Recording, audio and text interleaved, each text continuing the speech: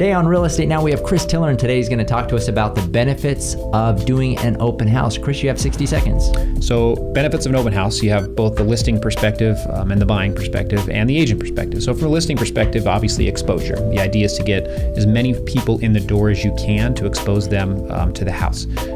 Photos do a great job, obviously, especially in today's technology, but getting inside definitely gives a better feel for the floor plan, the flow, where things would go. All of that is the best opportunity to do that. Some buyers are a little nervous to start the process, so that's usually, that can be one of the first steps that they take.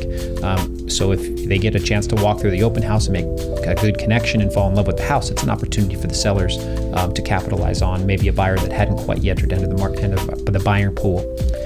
From a buyer's perspective, it's an easy way to walk through a house without feeling like time constrained, going to the next house, have somebody follow around with you. It's kind of an open idea, and like I said, just an opportunity for them to kind of leisurely walk around the house at their convenience. And then from a listing perspective, obviously we get buyers out of it. We also get exposure to the neighborhood. We get to talk to neighbors about amenities and things like that.